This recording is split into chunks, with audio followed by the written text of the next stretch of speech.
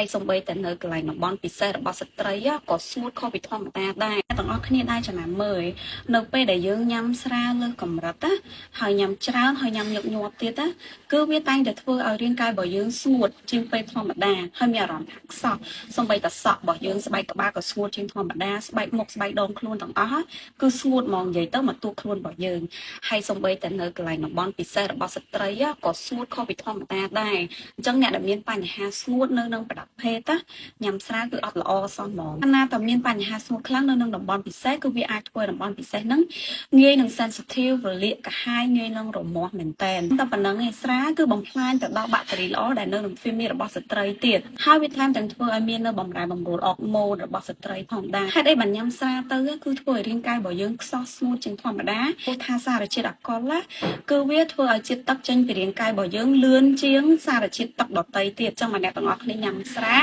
គឺងាយនឹងបាត់ជើងមែនតើហើយបើសិនជាយើងញ៉ាំទឹកមកវិញឲ្យបានគ្រប់គ្រាន់ទៀតគឺវាកាន់តែធ្វើឲ្យរាងកាយរបស់យើងស្ងួតស្បែកស្ងួតត្រឹមតែប៉ុណ្្នឹងឯងអ្នកនរគ្នាជាតិអាល់កុលគឺវាអាចជ្រាបចូលទៅក្នុងសរសៃឈាមរបស់យើងហើយវាចែកចាយពីពេញរាងកាយរបស់យើងសូម្បីតែនៅក្នុងខួរក្បាលហ្នឹងក៏អញ្ចឹងដែរអញ្ចឹងហើយបានពេលដែលយើងញ៉ាំស្រាគឺយើងស្វឹងពិបាកនៅក្នុងខ្លួនយើងមានបញ្ហា hangover អីផ្សេងហើយស្រាក៏អាចចូលទៅដល់ក្នុងសួតដែរហើយវាបញ្ចេញមកវិញតាមខ្យល់ដង្ហើមរបស់យើងអញ្ចឹងបានយើងបើកបរអីអញ្ចឹងប៉ូលីសគឺអាចរកនៅបរិមាណអាល់កុលនៅក្នុងខ្យល់ដង្ហើមរបស់យើងបានអញ្ចឹងជាអ្នកទាំងអស់គ្នាចង់ឲ្យបាក់តេរីល្អនៅទ្វារមានសុខភាពល្អ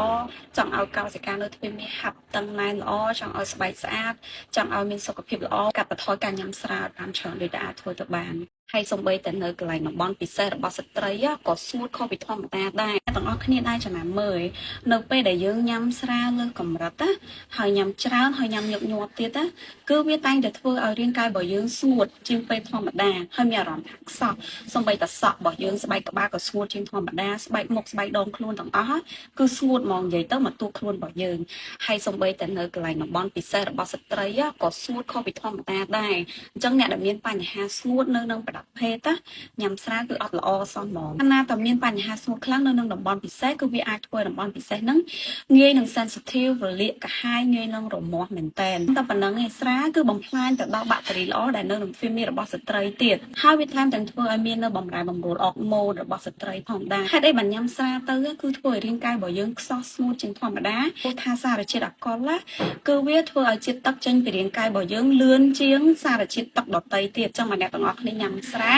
គឺងាយនឹងបាត់ជើងមែនតើហើយបើសិនជាយើងញ៉ាំទឹកមកវិញឲ្យបានគ្រប់គ្រាន់ទៀតគឺវាកាន់តែធ្វើឲ្យរាងកាយរបស់យើងស្ងួតស្បែកស្ងួតត្រឹមតែប៉ុណ្្នឹងឯងអ្នកនរគ្នាជាតិអាល់កុលគឺវាអាចជ្រាបចូលទៅក្នុងសរសៃឈាមរបស់យើងហើយវាចែកចាយពីពេញរាងកាយរបស់យើងសូម្បីតែនៅក្នុងខួរក្បាលហ្នឹងក៏អញ្ចឹងដែរអញ្ចឹងហើយបានពេលដែលយើងញ៉ាំស្រាគឺយើងស្វឹងពិបាកនៅក្នុងខ្លួនយើងមានបញ្ហា hangover អីផ្សេងហើយស្រាក៏អាចចូលទៅដល់ក្នុងសួតដែរហើយវាបញ្ចេញមកវិញតាមខ្យល់ដង្ហើមរបស់យើងអញ្ចឹងបានយើងបើកបរអីអញ្ចឹងប៉ូលីសគឺអាចរកនៅបរិមាណអាល់កុលនៅក្នុងខ្យល់ដង្ហើមរបស់យើងបានអញ្ចឹងជាអ្នកទាំងអស់គ្នាចង់ឲ្យបាក់តេរីល្អនៅទ្វារមានសុខភាពល្អចង់ឲ្យកោសិកានៅទ្វារមានហាប់តឹងណែនល្អចង់ឲ្យស្បែកស្អាតចង់ឲ្យមានសុខភាពល្អកាត់បន្ថយការញ៉ាំស្រាបានច្រើនដូចតែអាចធ្វើទៅបាន